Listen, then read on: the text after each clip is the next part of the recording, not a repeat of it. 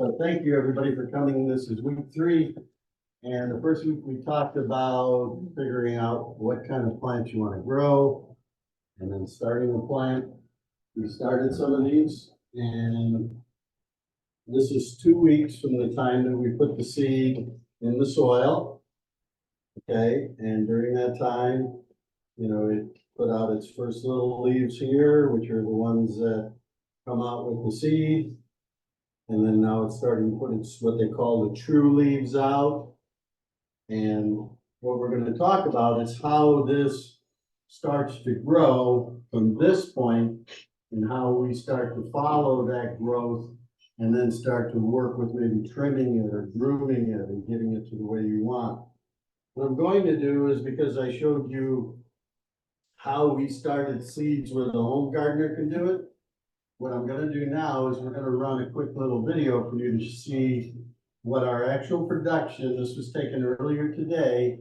So what I have is I've got a controlled atmosphere, 2 10-foot by 10-foot tents that have very intense humidity, lighting, everything in ideal conditions. So let's take a look here. Want to start it again from the beginning?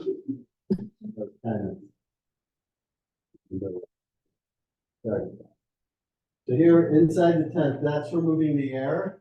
These are all the all of the LED lights. They're all dimmed to exactly the proper light meter readings where the plants are. There they are. These were born on 4/13 was the date. So that would be around the same time, a couple days before this. There's a humidifier keeping the humidity at exact levels, a fan in the back to be circulating the air. The yellow strips are for us to be able to see if we have any kind of insect issues going on. This happens to be Afghani, which is an indica, so I wanted to get those going early. They're a shorter, bushier plant. But look at how beautiful they are already.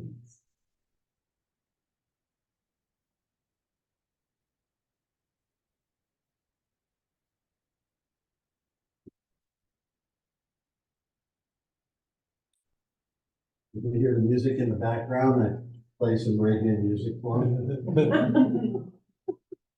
I didn't know what music to play, and I said, they gotta have that in their genes somewhere, they'll have their DNA.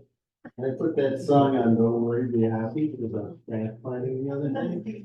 That kind of calmed the whole atmosphere for them down, I happen to feel that our thoughts are energy, and everything we do, energy can't be destroyed, it can only be changed in form. And I believe that plants can feel. Science has shown that. I know that I can feel what they're giving me. That's probably a little hard because it's low down, but when I can hang out with my plants, I just sit there and hang out. And I'm actually helping them, giving them CO2, and they're giving me oxygen. It's a symbiotic relationship, and it's just a cool way to be able to have a relationship. Okay, so we'll end that now, Amanda. Okay. All right. Since we got this, I'm going to show this to you. Remember we talked about autoflowers?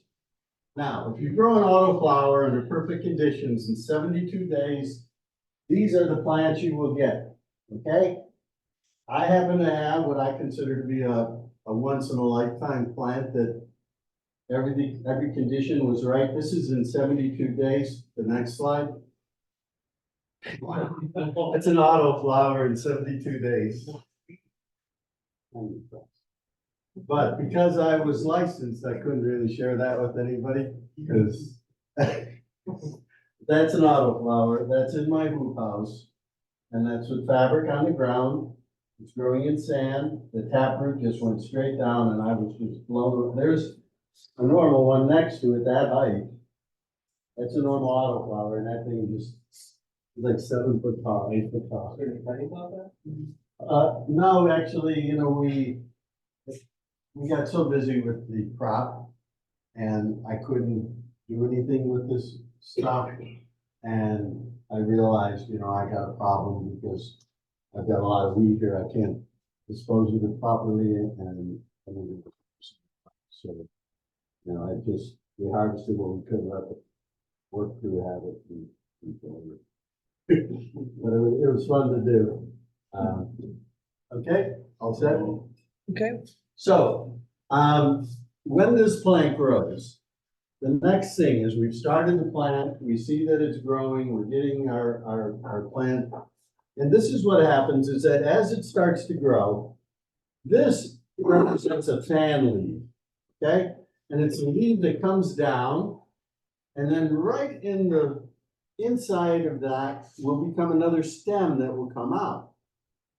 And that is identical to the original plant just being replicated over and over and over again in this plant. The next fan leaf comes out and another growth comes out, a fan leaf, another one, onward and onward, up. Same thing. Now, if we stop where this is, it puts out its fan leaf and it's putting out this next growth.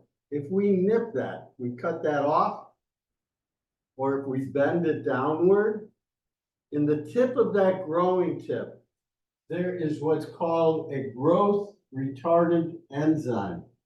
That's how Christmas trees look the way they do. In the tip of the tree, it says, all my growth goes forward, don't bush out. And as it becomes less effective, guess what? You bush out. So if I knock that right off by cutting it off, all my other tips become the main growth tips. Because they're now going to get all of that energy and they're going to do the same thing. And if we keep nipping them off, we will keep extending the amount of growth tips we will have. But that also means you're going to have a lot of mass when all of those buds start to produce the cannabinoids, because you're not just going to have one main bud, you're going to have a lot of buds. So that's when you got to start to think about doing things like trellising or supporting. Okay. The other thing is that if you don't trim any of these and you just let it go straight up like a Christmas tree, you will have a better aerodynamic plant like the Christmas tree. It will get light evenly through, and you can get a very good effect by putting reflective material on the ground to push that light up and give you high quality buds out here without making them have the main growth tip. So it really depends on what you're going to do. So my original thought was that I would be doing a lot of trellising, but after talking more to some of the people that have been doing this outdoor in California, Melissa Moore from CCC, her advice is when you're outside, just let them rip and let them run like a Christmas tree.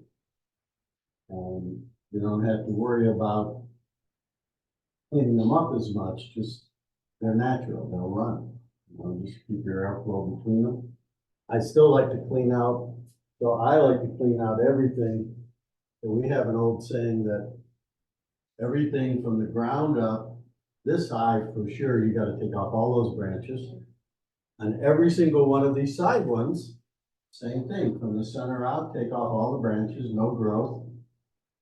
Next branch, next branch. Now you have a clean, open center to your plant. Now, think about this. There's something which is called an exponential chart, where things are not linear. So in other words, growth on this plant is exponential. So if you don't do your trimming 1 week, and you wait till the next week, you don't have double the work, you've got quadruple the work. If you wait 1 more week, you'll have 16 times the amount of work. Okay? So you want to keep up on your plant if you're going to be trimming it, because it's going to be growing in hypermos. Sometimes I'll see these plants put on 3 inches in a day. Amazing. Okay? Because what's happening underground is you're seeing all that growth above ground. You're getting all this growth underground. What's happening eventually is that you have another plant here that's growing, and the roots go up a certain distance, but then the mycelium the underground microbial environment, which is essential. It's no different than our stomach being inside of us. They have an external stomach outside of them. And when these mycelium connect up, magic begins. Plants start sharing nutrition, start sharing information, start communicating to each other. One plant is deficient of a certain nutrient. It gives that nutrient to the other plant because that one has something else that it can exchange. They start to work to balance each other. You can see it in the field because you'll have individuals that will have different heights to them. And then all of a sudden, it's usually after rain and everything just kind of, the microbial populations just explode. And all of a sudden, you can see that plants will all of a sudden just start to all become the same height. Like magic, you know, it's how nature works.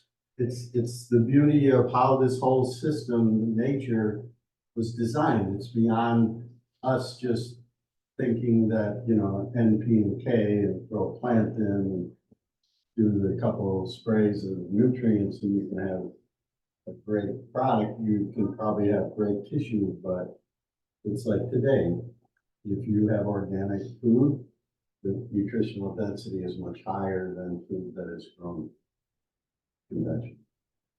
And that's because the microbes need to be there, just like they need to be in our guts in order for us to be super healthy, or at least healthy.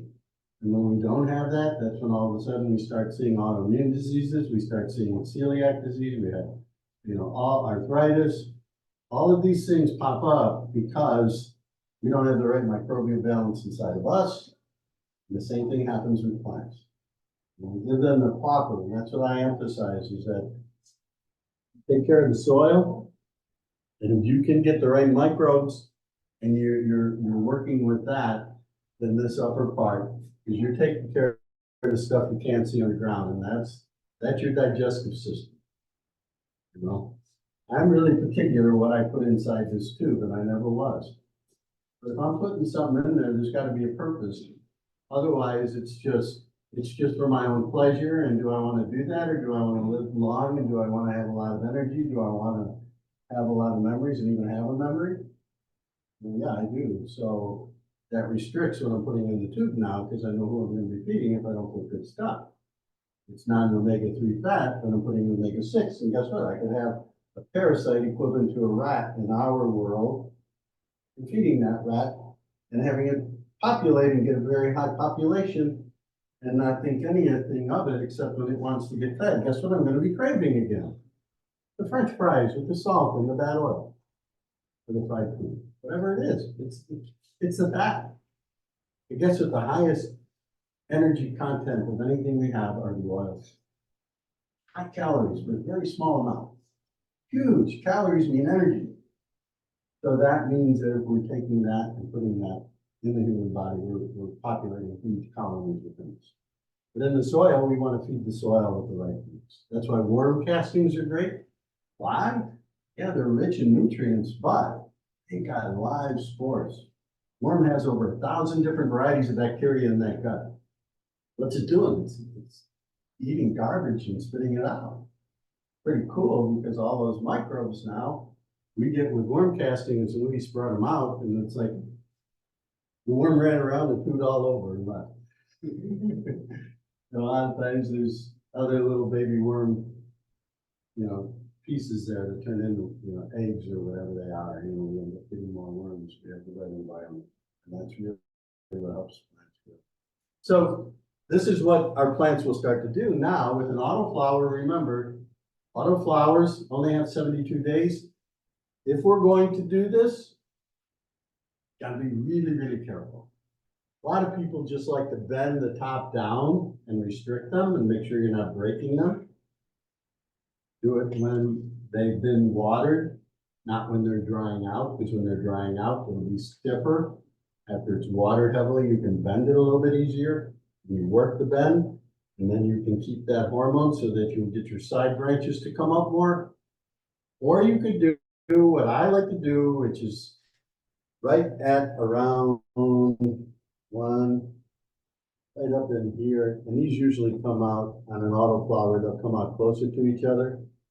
So right at the third one, I will actually break this right off. It'll be so tiny that I'll have to go in there and I kneel down and you could just see it coming up and you could just see the two side leaves. Just push it with my finger enough and it just cracks off a tiny bit. And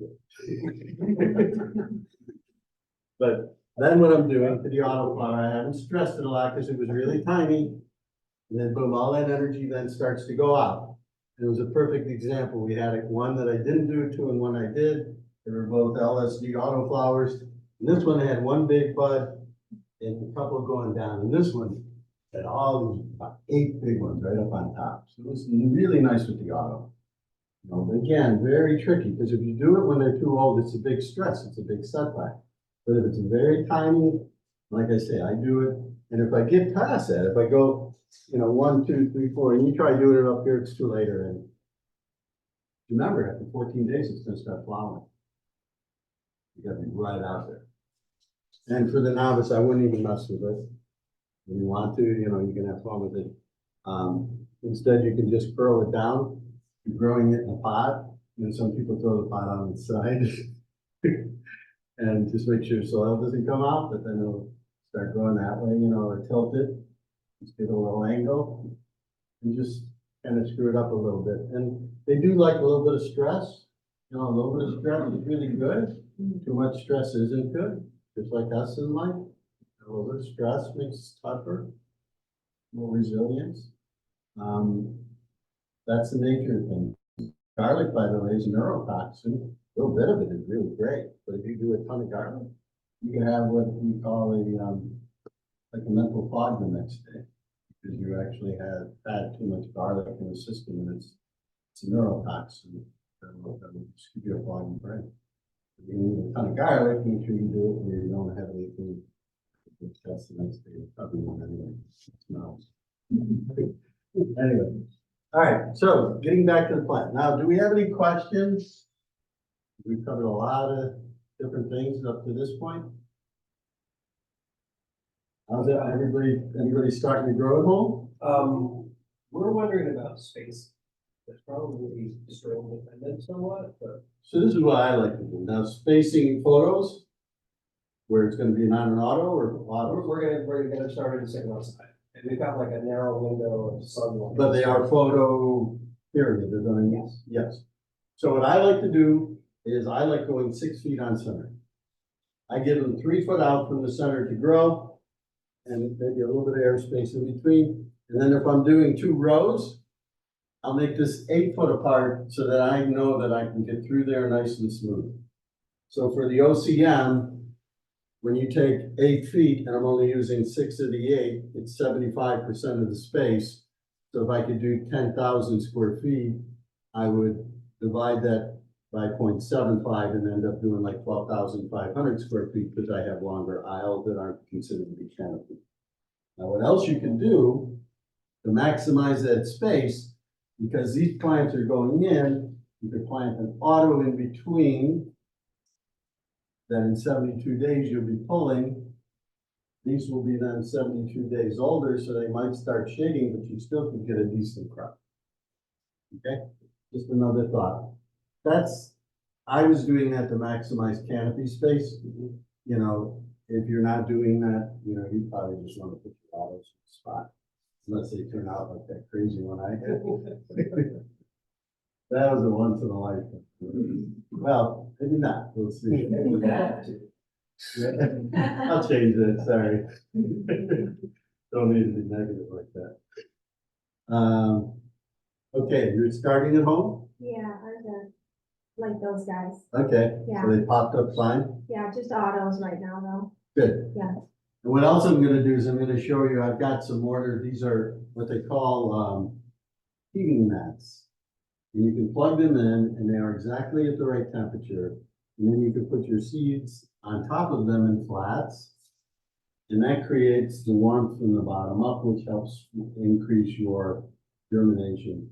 The germinations we were running were anywhere between like 50 out of 50 to maybe 90%, which was like 45 out of 50. And that was we did 300 plants. Yeah. That's what we have growing now. And then we did, so we have 50 in a flat, and then we grew one flat with 8 additional of each variety times the 6 varieties, so then we could fill in the missing holes in the rest.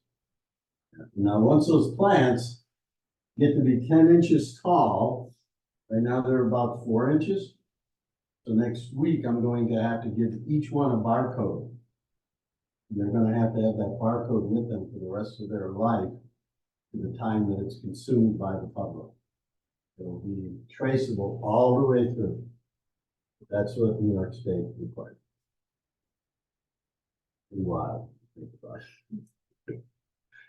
But it is a lot nicer because if you don't properly label your plants, this is how I know this one is different. But if you don't properly label them, then you say, oh, I'll remember. You don't, then you got bags of weed that say good purple planted.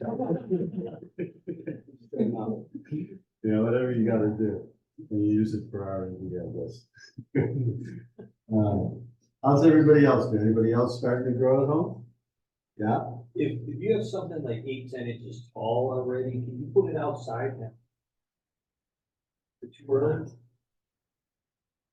I would try it, okay? And I was if it's gonna really try gonna it get free. cold, I mean, here's the thing. We could easily wait a couple more weeks. The last average frost is the 12th. And if the plant is somewhat weathered already, then it's gonna be able to handle it. I would take it on in a couple cold nights. These guys are hanging out in the hoop house, and I keep the door open all night. They're getting cold nights. It doesn't get below freezing, but they're getting cold nights, and I'd rather have them grow that way. The other ones I'm growing indoor, because I want to get more size up, because I got one shot outdoors, and I want to get plants. I plan on putting them all in Memorial Day. It's a lot earlier than what I have there.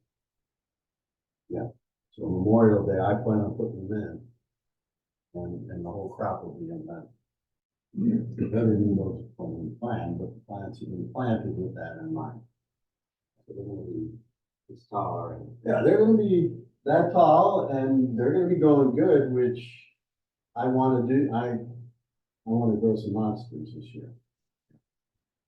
So I'm looking forward to it, because we did it the first year and then there was no market for it. It was like, so this year, and the nice part is, this year when we grow it, we'll be able to harvest it and share it with everybody and not have to be figuring out what to do, because state isn't much. The hardest thing is that there's no communication. You know, I mean, I can empathize with them that they're trying to build an industry that's never been built in the state before. Gosh darn it, hire somebody to just tell people where they're at. Because in my case, it's like, I've got good people that want to support what I'm doing, that are employees that want to be able to know that they can work.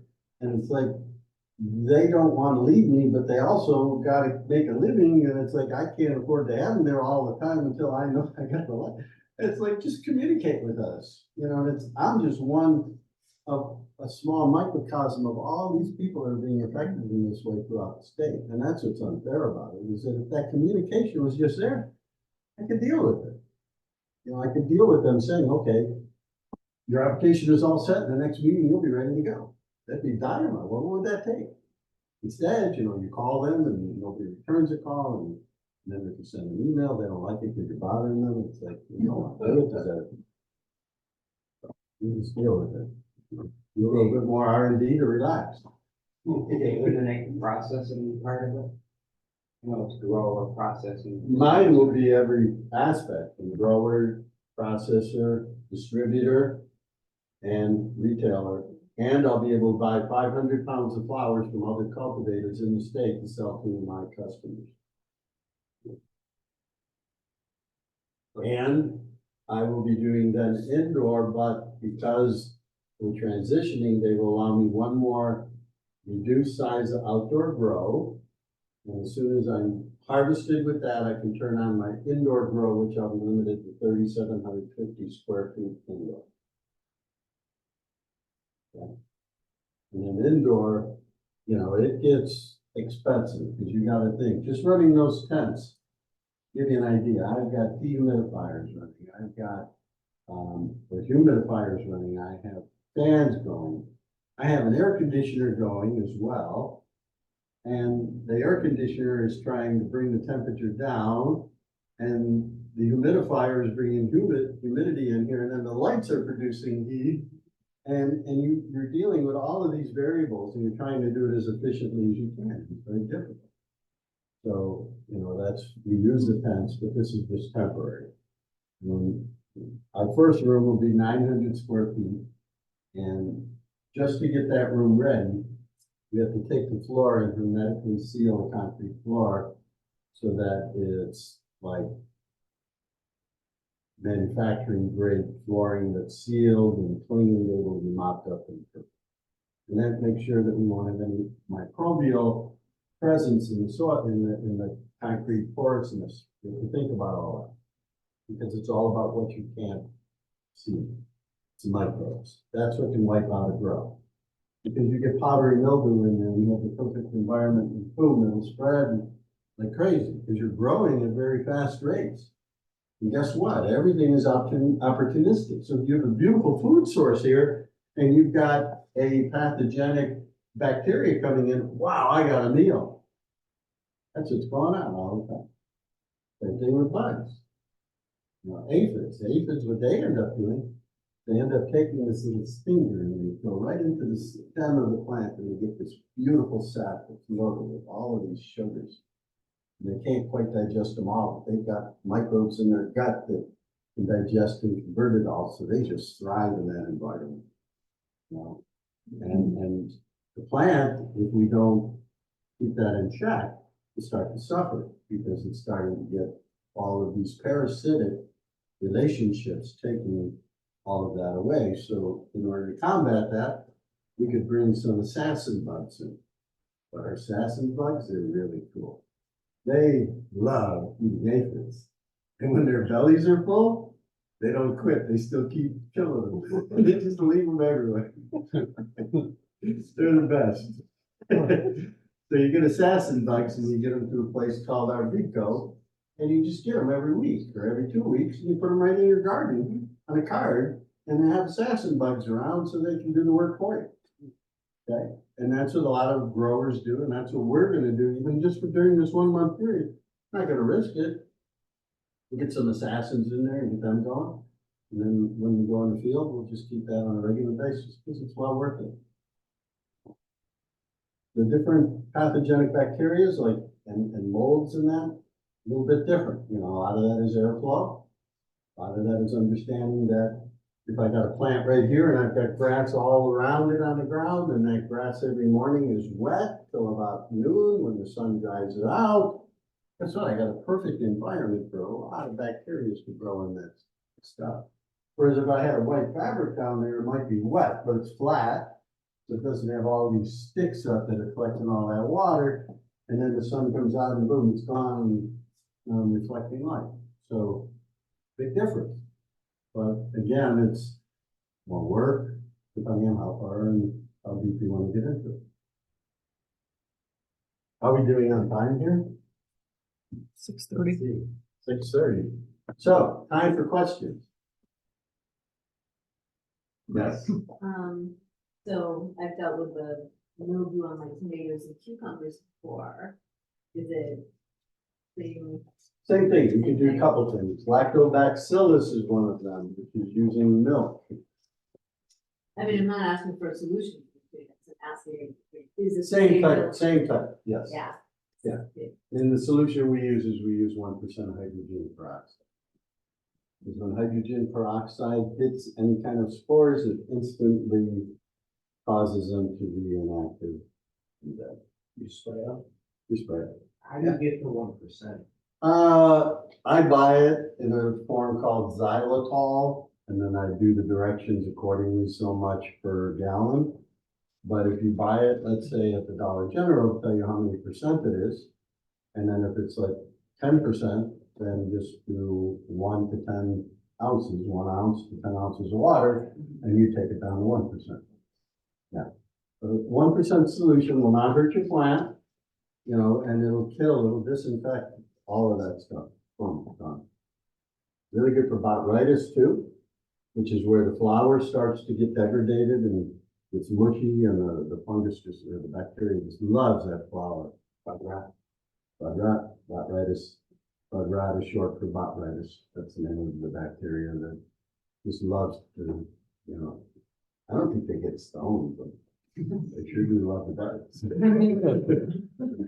There's nothing left for you to have after this. They don't leave anything worthwhile. Yes. Should we spray it, cause last year we got that, Mhm. should we spray it just in precaution? Prevention. Okay. Correct. Preventative is much better. Okay, Yeah, yeah, 'cause we lost so much of it from there. preventative. And it usually starts to happen as we start to see the wetter, dewy mornings, like in September-ish. Okay. You know, August, end of August, we'll start to do that. You know, I spend a lot of time just looking, observation. That's the number one thing with permaculture that they teach you is observation before you can do anything. You just keep looking, you'll learn so much, see so much. Yeah. Yeah, we had in the plants, we had 1 or 2 plants that died. And, you know, I looked at it, you could see where the side of the stem was kind of chewed. And I said, oh, that's odd. And I started looking closer and closer, and then all of a sudden, you ever see a roly-poly bud? So little buds, they look like tiny little, call them potato beetles too. And when you touch them, they roll up into a ball. And they're inside some of that soil. And they're normally good because they make holes for airflow. But because there's no food stock in there, they tasted the stem of the cannabis thing. You probably didn't like it, but they left enough of a scar that it hurt the plant. So now one of 2 things we could do. We could take that and we could bury that part of the stalk, because the way this plant also grows, which is very important, is any part of the stalk that you bury becomes a root system, just like a tomato plant, okay? So if you have a problem there and you're still in a pot and you're growing in a pot, raise the level of your soil all the way up. Same thing when I'm planting seedlings. If I have a seedling that's real long, I'll dig a real deep hole and I'll plant it real deep and bring the soil right up to the first set of leaves. And now what you'll do is you'll create this huge root system, because everywhere that soil's touching, you'll get roots. And it'll actually help the plant, because then it won't just have to go down it, it'll just go sideways. Okay? Anything else? When you're spraying with the hydrogen peroxide, whole plant? Whole plant. Okay. Yep, any leaf contact, top and bottom of leaves. Yeah, bottom side up, upside down. And I like to use battery operated sprayer. I get the name of it I got. I also was watching some videos and they have electrostatic sprayers, which if I were to buy one, I would get that next time. Electrostatic charges the spray so it sticks to the leaves much better and you get a lot less overspray. I highly recommend that. I don't have one, but that's on my wish list. Okay,